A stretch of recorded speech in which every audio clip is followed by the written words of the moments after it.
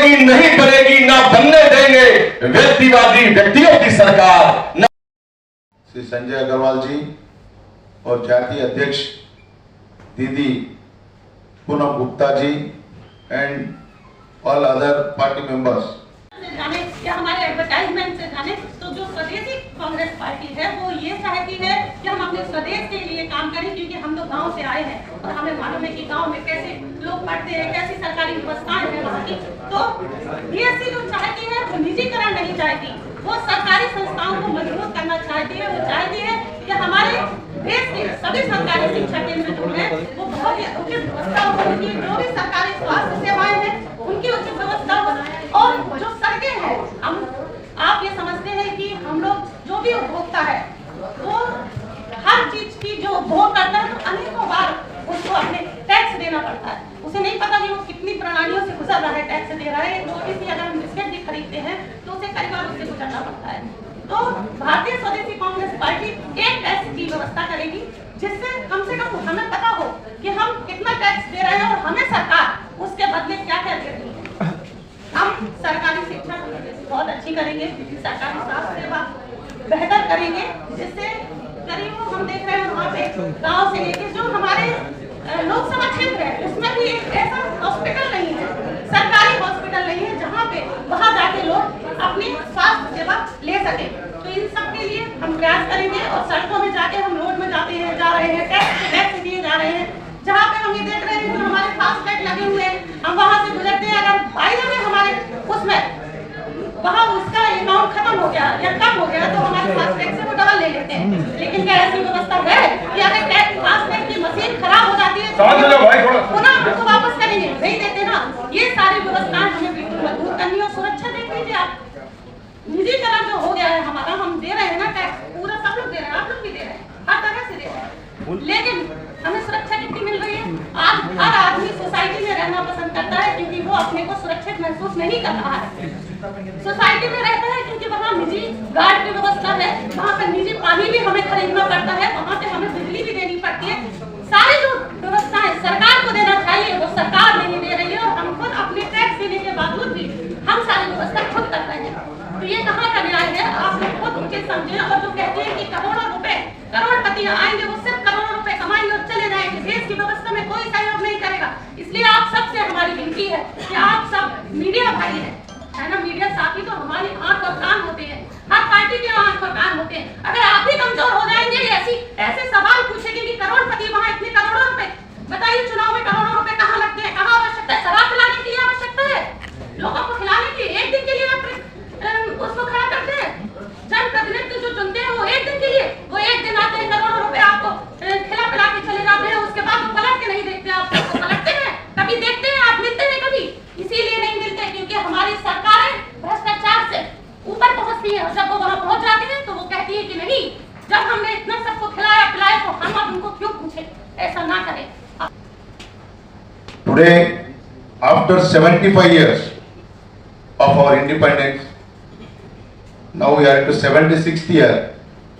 We have seen hundreds of parties is coming into this country, ruling multiple national parties. But still we can say that the purpose of the constitution, purpose of the democracy is still not been seen in this country. I am just questioning you, are you people happy?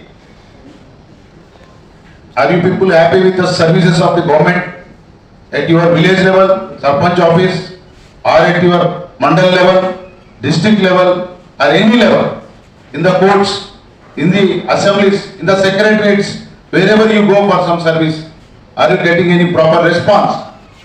Is it possible in this country? Is this a purpose that we have got the democracy and so many freedom fighters fought for this country? So there is a lot of lack of service for the citizens in this country. The reason is simple, that the citizen is away from politics, political are away from the government administration, and government is away from citizen service. In turn, we are facing day-to-day problems and nobody is there to care of us. In this matter, we all, people like us, we all together, we have decided to form a new party where every citizen will become a member and when every citizen will participate in the decision makings of the country, and so that there won't be any gap between the citizen and the politics and government and the citizens. With this agenda, in a professional approach, we want to make the reforms in the administration and the system of this country. So I would like to inform each and every citizen of this country and also the journalists here that this party is mainly focusing on empowering every citizen of this country. There should be a response, respect and recognition to every citizen, so that the real value of the independence, the real value of the democracy we can see in this country. That's how I joined this team to develop together for the united and secular nation India. साथियों, बड़ा मजाक सा लगता है हमारे देश में 75 साल होने जा रहे हैं देश के, और 75 सालों में भारत का निर्माण हमारी अभी तक की बात कहकर नहीं मानी। एक आदमी ने किसी बात में झगड़ा किया, दूसरे ने कहा कि मैं ये नहीं होने दूंगा, उसकी सरकार बनी, उसने वही एजेंडा लागू कर दिया। नया क्रिएटिव कुछ नहीं है, सृजन कुछ नहीं है, देश के निर्माण के लिए नहीं, व्यक्ति अपने खुद के निर्माण के लिए लगा हुआ है। और सबसे बड़ा दुर्भाग्यपूर्ण क्या है कि पहले परिवारों की सरकार बनती रही, अब व्यक्तिवादी सरकार बन रही है। और हम क्या चाहते हैं आप सबके साथ मिलकर के? हम चाहते हैं कि अब नहीं चलेगी, नहीं बनेगी व्यक्तिवादी व्यक्तियों की सरकार, परिवारवादियों की परिवारवादी विदेशी सरकार अब बनेगी स्वदेशी, हमारी आप सबकी भारतीय स्वदेशी कांग्रेस की स्वदेशी सरकार, स्वदेशी सरकार, स्वदेशी सरकार। बोलिए, आप लोगों को चाहिए कि नहीं चाहिए अपने देश की सरकार? आप पत्रकार भाई, मैं आप ही लोगों से पूछता हूं, चाहिए ना देश की सरकार? विदेशी सरकार कौन सी? विदेशी सरकार जिसमें विदेशी लोग शासन करे, जिसमें विदेशी पॉलिसी शासन करे। अभी हमारे देश में किसान बिल क्या था? ये विदेशियों के द्वारा लाया हुआ ही बिल है कि आप दो कॉर्पोरेट के हाथ में आप इसको आप कंट्रोल कर ले, और हमारा जितना यहाँ पे किसान भाई है वो अनऑर्गेनाइज हो जाए, से अनऑर्गेनाइज से ऑर्गेनाइज कर दे, उनको षड्यंत्र के जरिए कंट्रोल में कर दे। भारत देश किसी के कंट्रोल में नहीं आएगा। चाइना और पाकिस्तान जैसे दुष्टारी लोग कंट्रोल करने के लिए प्रयास कर रहे हैं ना भारत देश को। भारत ने कई बार रगड़ करके ठोका है उसको। कहने का मतलब यह है कि इस भारत देश में अब स्वदेशी काम आगे बढ़ेगा, आपके लिए काम। आप पत्रकार भाई हैं, मैं आज पूछता हूं, इतने वर्ष हो गए 75 साल, हम बाबा साहब अम्बेडकर को मानने वाले लोग हैं, क्या पत्रकारों के लिए कोई बिल आया? आपका आर्थिक ढांचे मजबूत करने के लिए कोई बिल आया? अभी तक नहीं आया। भारतीय स्वदेशी कांग्रेस पत्रकारों के रोजगार को सुरक्षित करने के लिए बिल लेके आएगी। कम से कम आप लोगों के घरों में एक सभ्य समाज के हिसाब से 50,000 60,000 रुपया महीने में आमदनी पहुंचे। आप लोग इसके लिए हम लोग संघर्ष करेंगे आपके लिए। बोलिए, आपको चाहिए कि नहीं चाहिए 50-60,000 रुपए कम से कम महीने में तनख्वाह? निश्चित रूप से चाहिए, ज्यादा चाहिए। सत्ता में आने से पहले सभी पार्टियां कहती हैं हम ऐसे नहीं, हम संजय अग्रवाल हैं, हम जो कहेंगे वही करेंगे। आप ले आइए, आज तक हमने पीछे जो 30 साल पहले कहा था कि हमारी सरकार बनेगी, हम स्मार्ट गांव बनाएंगे। हम आज भी लड़ाई लड़ रहे हैं स्मार्ट गांव के लिए। हमने कहा था कि हम वृक्षारोपण करेंगे, हम गुजरात में भी जाके स्टार्टअप ग्रीन गुजरात कराएंगे, तो वृक्षारोपण का अभियान छेड़ा। कहने का मतलब जो कहो वो करो, ये वही लोग कर सकते हैं जिनके वर्ष की कीमत है। ये आपका विवेक है कि आपको समझना देश कहां जाएगा। अच्छा, आप बताइए, सड़क पे जाते हैं अब ये कानून ले आई है सरकार दिल्ली की, है नकल कर रही है दूसरों की। 10 साल के बाद डीजल का गाड़ी नहीं चलेगा। अरे भाई, क्यों नहीं चलेगा?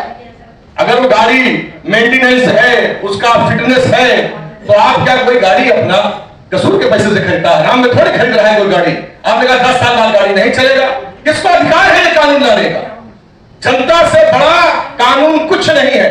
अभी आप कहते हैं कि जन सेवक, मजाक करते हैं। मैं कहता हूं, सारे सरकारी अधिकारियों को सीओजी नंबर मिला हुआ है।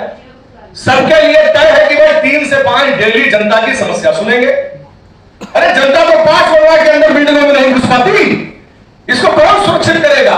गुड गवर्नेंस कौन लाएगा? उसके लिए है भारतीय स्वदेशी कांग्रेस। हम इसके लिए संघर्ष करेंगे कि प्रत्येक सरकारी आदमी 3 से 5 खुलेआम बैठ करके जनता की बात सुने, उसका निपटारा करे। नहीं करेगा तो उसके लिए भी एक गारंटी विधेयक लेके आएंगे। जनता का अभी हम लोग सड़क पे गए, 10 साल में गाड़ी नहीं चलेगी, कहीं गाड़ी सड़क खराब है, टैक्स सबसे आप लेते हैं, गाड़ी ठुक गई, आदमी मर गया, उसके लिए कौन जुर्माना देगा? हमारी सरकार बनेगी तो सरकार जुर्माना देगी। जैसे जनता से सरकार जुर्माना वसूलती है, वैसे ही जनता को के हित में सरकार को जुर्माना देना पड़ेगा। तभी तो कार्य पद्धति स्ट्रांग बनेगी। जिस आदमी की गलती से, अधिकारी की गलती से वो सड़क खराब है, जिस ठेकेदार की गलती से सड़क खराब है, तभी तो उसको सजा मिलेगी। ये सब आप लोग चाहते हैं तो हम आपके साथ हैं। कमिंग इलेक्शन राजस्थान और मध्य प्रदेश में जी, आपका वो क्या बोलते हैं उम्मीद क्या है? कमिंग इलेक्शन मध्य प्रदेश में हम लोग चुनाव लड़ने जा रहे हैं। तेलंगाना का चुनाव लड़ेंगे, आंध्रा का चुनाव लड़ेंगे, हरियाणा का चुनाव लड़ेंगे, पूरी ताकत से लड़ेंगे। ताकत में लोग जुड़ते जा रहे हैं, लोग आ रहे हैं, हमारी विचारधारा से सहमत हो रहे हैं। भारत देश में जहां भी हमको कैंडिडेट मिलेंगे, आप सबके सहयोग से मिलेंगे, हम देश का वो सभी चुनाव लड़ेंगे। भारतीय स्वदेशी कांग्रेस अपनी किसी भी प्रकार की नीति से, सिद्धांत से कोई समझौता नहीं करेगी। अभी आपने किसानों की बात की, किसानों की आपके पास क्या पॉलिसी है किसानों के लिए? किसानों के लिए हमने भैया 1991 पॉलिसी दे दी थी, जब हमने कहा था कि स्मार्ट भारत देश में स्मार्ट गांव चाहिए और स्मार्ट शहर लाइए, लेकिन उससे पहले स्मार्ट गांव लाइए। तो हमने कहा था कि किसानी को का औद्योगिकरण करना चाहिए। क्या करना चाहिए? किसानी का औद्योगिकरण करना चाहिए। ये हमारा शब्द है, स्मार्ट गांव संजय अग्रवाल का शब्द है। पहली बार हमने कहा था प्रत्येक गांव के अंतिम व्यक्ति को आर्थिक तरह से सशक्तिकरण बना करके, प्रदान करके, रोजगार मुहैया करा करके आत्मनिर्भर भारत का निर्माण करेंगे। अरे किसी को 5 किलो गेहूं, 5 किलो चावल, 1 किलो दाल दे करके कोई आत्मनिर्भर भारत बनेगा क्या? रोजगार, सुरक्षित रोजगार, किसानी को बनाइए औद्योगिकरण, अच्छी बीज दीजिए। वहीं पे भारत किसान के पास एक फैक्ट्री लगाते हो, 2000 स्क्वायर फुट में, 5000 स्क्वायर फुट में फैक्ट्री लग जाती है। क्यों नहीं ऐसी व्यवस्था करते जिसके पास, किसान के पास 10 एकड़, 20 एकड़, 5 एकड़, 1 एकड़, कई कई एकड़ जमीन है, वहां उद्योग लगाओ। किसानी जो उसकी उपज होती है उसको फैक्ट्री वहीं लगाओ, पूरा देश खुशहाल बनेगा। वो योजना संजय अग्रवाल के पास है, किसी के पास हो। मैं तो चैलेंज करता हूं भारत देश के जितने भी नेता, जितने अधिकारी हो, लाइव बैठिए, चर्चा करिए, आइए बात करिए, सोल्यूशन मैं दूंगा आपको, और ना दे पाऊं तो राजनीति से संन्यास ले लूंगा। जी बोलिए। सर आपको जनता वोट क्यों देगी? अच्छा ठीक है भैया। जनता आपको वोट क्या करेंगे? हमने, अच्छा हमारी बहन पूछ रही है राष्ट्रीय हित में हमने क्या कार्य किया, तो वैसे तो अपनी तारीफ नहीं करनी चाहिए, लेकिन कुछ कार्य बहन को बता ही देते हैं। देखिए भारत देश में सबसे पहले जब हम बच्चे थे, हम पढ़ते थे, अभी 12 भी पास नहीं किए थे, तो हम बनाए थे गौरक्षक दल। भारत देश के गाय माता को संरक्षण और समर्थन प्रदान के लिए बनाए गौरक्षक दल, और आज कई गौशालाओं को सुरक्षित संवर्धित करते हैं। नंबर 1। नंबर 2, पर्यावरण के लिए बनाए global warming summit, Akhil Bharatiya व्यापार महासभा का उप संगठन। उसके जरिए हमने कहा, इसी प्रेस क्लब में यहीं खड़े होकर के हमने इसकी शुरुआत की थी। पीपल का वृक्ष लगा करके हमने कहा था कि हम 20 करोड़ वृक्ष लगाने का अभियान चलाते हैं, और हमने 18 स्टेट में स्टार्टअप ग्रीन शुरू किया। सबसे पहले स्टार्टअप ग्रीन गुजरात किया, ठीक है। फिर गरीबों को देखते थे, ट्रेन से चले बचपन में तो देखा गरीब लोग खाने के लिए बैठे भीख मांग रहे हैं, इस देश में कोई उनके लिए सोच नहीं रहा, तो बनाए रोटी बैंक। हम संस्थापक हैं उसके, रोटी बैंक की स्थापना की भारत देश में। आज बड़ा खुश होते हैं, बहुत सा रोटी बैंक चल रहा है। हमें लगता है चलो हमारा मुकाम, हमारा अभियान सफल होता महसूस हो रहा है। फिर बनाए, सुन लीजिए, 1 मिनट 2-4 और बता दीजिए। फिर लोग बोले विदेशी में काम कर रहे हैं, इंडिया कंपनी आई, हमें कब्जा कर ली थी। हमारे पिताजी के और पिताजी के लोग हमारे स्वतंत्रता संग्राम सेनानी बताते थे, हमारे नाना बाबा दादा, तो बनाए स्वदेशी संगठन, और राजीव दीक्षित जैसे महान लोग उसके साथ में जुड़ के काम किए। तो हम लोग कैसे कई 283 संगठन बना दिए, 283 आंदोलन कर दिए। आज वो मौका मिलेगा तो और आंदोलन करेंगे। देश की जनता को संरक्षण और संवर्धन देने के लिए हम अपने को जिम्मेदार समझते हैं। हम कुछ हो ना हो, लेकिन जिस लायक करेंगे। जी बताइए। इम्पोर्ट बिल और एक्सपोर्ट बिल दोनों ही बड़ा है, ठीक है। तेल मंगाया जाता है फूकने के लिए, मतलब पेट्रोल डीजल मंगाया जाता है, भोज्य तेल भी मंगाया जाता है खाने के लिए। आप इकोनॉमी के बारे में ऐसा बोल रहे हैं जैसे लग रहा है कि इकोनॉमी ऐसा ही आपकी इशारा पे ही चलेगी इकोनॉमी। नहीं, हमारे इशारे पे तो तब चलेगी जब आप सब हमको चुनाव जिताएंगे, हमारी बात देश की जनता के अंतिम व्यक्ति तक पहुंचाएंगे। अरे आप ये प्रश्न क्यों नहीं पूछते? रोज आते हैं पत्रकार बनते तमाम सभाओं में, पूछते क्यों नहीं कि जीएसटी लगाओ तेल के अंदर? क्यों नहीं पूछते? पूछता हूँ तो लगवाओ ना भैया, हम साथ हैं आपके, करो संघर्ष, हम भी साथ हैं। संघर्ष करना किसी राजनेता की ड्यूटी या जनसेवक की अकेले ड्यूटी नहीं है, प्रत्येक अंतिम पत्रकार की भी ड्यूटी है। हम सोच रहे हैं आपके बारे में ना, जब आपका डीएबीपी जो लगता है उसके ऊपर टैक्स लगाया गया, तो कुछ पत्रकारों ने हमको लिख करके हमारे दफ्तर में दिया कि भैया आप पत्रकार हैं, पहले कहते हैं तुमको वो देंगे एडवर्टीजमेंट और डीएबी, वो लगा दिए, ठीक है, और उसके बाद जब टैक्स लगा दिया तो लोग हमारे पास आए, हम लोग लड़ाई किए, पीछे हट गया था, पता नहीं दोबारा लगा दिया तो हमको पता नहीं, ठीक है। तो ये संघर्ष एक दूसरे को मिलकर करना पड़ेगा, देश के लिए संघर्ष करना पड़ेगा, व्यक्ति के लिए संघर्ष नहीं करना पड़ेगा। साथियों, आप सभी को पता है कि भारतीय स्वदेशी कांग्रेस को अच्छी जीत मिली पीछे मध्य प्रदेश के एमसीडी चुनाव में। सर आवाज फट रही है, कौन माइक?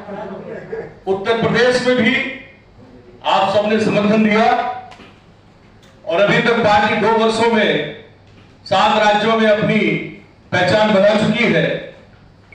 और अब चूंकि ये पार्टी लोकसभा चुनाव में चुनाव जीत करके भारत देश के अंदर जो मूलभूत आवश्यकताएं हैं, जो जरूरतें हैं, जो चेंजेस, जो बदलाव के लिए भारतीय स्वदेशी कांग्रेस का हम लोगों ने निर्माण किया है, सभी ने आप सबके सहयोग से, हम उस पर चर्चा करते हैं, अपने विजन और मिशन के ऊपर हम आज बात करते हैं।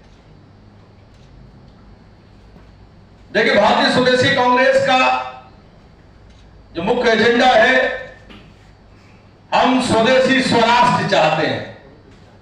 हम भारत देश को पूरे विश्व में विश्वगुरु बनाना चाहते हैं। हम ग्लोबलाइजेशन के खिलाफ नहीं है, लेकिन हम ये चाहते हैं कि सबसे पहले आप पत्रकार भाइयों से लेकर के, मैं से लेकर के मेरे देश का विकास हो, स्वदेशी स्वराष्ट्र की स्थापना हो, तभी ये भारत देश आर्थिक दृष्टि से संपन्न बनेगा, तभी इस देश को आगे बढ़ाया जा सकता है। हम लोग आज ये घोषणा करते हैं कि हम इस भारत देश को आर्थिक दृष्टि से स्वतंत्र कराने के लिए आर्थिक स्वतंत्रता का अभियान शुरू करते हैं। अभी पीछे हम लोगों ने सोचा कि हम लोग स्वदेशी सत्याग्रह आंदोलन करें, लेकिन पता लगा कि भारत देश में अब स्वदेशी सत्याग्रह कोई नहीं कर सकता, उस पर बैन लगा दिया गया। बड़ा दुर्भाग्य है कि अपने देश को बढ़ाने के लिए संघर्ष नहीं किया जा सकता, लेकिन फिर भी लीगल प्रोसेस के अंदर रहते हुए, चूंकि हम लोग देश को नैतिकता का पाठ पढ़ाते चले आए हैं, देश को आगे बढ़ाना है, इसलिए हम लोग आर्थिक स्वतंत्रता के लिए संघर्ष करने के लिए भारतीय स्वदेशी कांग्रेस संपूर्ण भारतवर्ष में प्रत्येक गांव के अंतिम व्यक्ति के लिए आगे आ रही है। ये हम क्यों कर रहे हैं? क्योंकि आज बेरोजगार भारत है। हमने 4 मुख्य पॉइंट इसके लिए हैं रोजगार के लिए। हम ये क्यों कर रहे हैं आर्थिक स्वतंत्रता के लिए संघर्ष? क्योंकि आज बेरोजगार भारत है, और बेरोजगार भारत का उपाय क्या है? उसके लिए जिस दिन से ये पार्टी बनी थी, हमने कहा था कि हमारी सरकार जहां जहां भी बनेगी, हम रोजगार गारंटी विधेयक लगाएंगे। और रोजगार गारंटी विधेयक का मतलब क्या है? ये हर घर रोजगार मुहैया कराना चाहते हैं। मैं 1991 से कहता आ रहा हूं कि भारतवर्ष को अगर प्रत्येक गांव में खुशहाली लानी है, तो हमको घर घर रोजगार, हर घर रोजगार, घर घर उद्योग, हर घर उद्योग के एजेंडे को पकड़ना पड़ेगा, उसको अपनाना पड़ेगा। सभी लोगों का आर्थिक विकास तभी संभव हो पाएगा। तो हर रोजगार, यह योजना हम चालू कर रहे हैं। इसके लिए भारतीय स्वदेशी कांग्रेस आगे आ रही है। दूसरी बात, हम ये क्यों कर रहे हैं? क्योंकि डूबता है भारत का व्यापार, डूब रहा है व्यापार भारत देश का। तो भारत देश को डुबाने का जो षड्यंत्र लोग करना चाहते हैं, उनके खिलाफ है। हम अपने देश का रोजगार खत्म नहीं होने देंगे। उसके लिए सुदृढ़ करेंगे हम लोग भारत देश के रोजगार को, व्यापार को, प्रत्येक व्यक्ति को। फिर क्या तीसरी बात क्या है कि हमारे देश का जो उद्योग है, जो स्वदेशी उद्योग है, जिसको हम बढ़ाना चाहते हैं, वो भी खत्म होता चला जा रहा है। चारों तरफ आप देख रही हैं निज नए कानून, निज नए रेट्स, जीएसटी की परेशानियां, सर्वर की परेशानियां, आईटी उद्योग की परेशानियां, ये डिजिटलाइजेशन के चक्कर में चाहे कुछ भी आप बंद कर लो, देश नहीं बंद होने दूंगा। ये संजय अग्रवाल का वादा है आपसे। जेलें खाली कर दो, गुल्लक के पैसे तोड़ दो, सारे पैसे अपने उपयोग में लगा दो, लेकिन देश का अर्थ व्यवस्था, क्योंकि मैं पूरे जिंदगी व्यापार उद्योग को प्रोटेक्शन देता रहा हूं, किसानों को, जवानों को के लिए लड़ता रहा हूं, मैं खुद एक किसान हूं, तो ये देश नहीं डूबने दूंगा। ये जो हमारी अनऑर्गेनाइज्ड ताकत है, चाहे कृषि की हो, चाहे उद्योग की हो, चाहे व्यापार की हो, इसको खत्म हम नहीं होने देंगे। इसके लिए किसी भी सीमा तक जाना पड़े, हम संघर्ष करेंगे। चौथी बात जो महिला आरक्षण बिल की है, जो अभी तक लागू नहीं हो पाई, क्योंकि पार्टी की राष्ट्रीय अध्यक्ष पूनम गुप्ता जी का विजन और मिशन है कि महिलाओं को सशक्त करना, उनको आर्थिक दर से मजबूत करना, उनकी स्वतंत्रता के लिए काम करना और उसके द्वारा देश को मजबूत करना। तो इसके लिए हमारी मांग है कि महिला सशक्त बने, सशक्त भारत बने और एमपी और एमएलए के चुनाव में 33% महिलाओं का आरक्षण लगे। यह हमारी मांग है और यह मांग राष्ट्रीय संस्थापक होने के नाते मैं राष्ट्रीय अध्यक्ष पूनम गुप्ता जी को समर्पित करता हूं।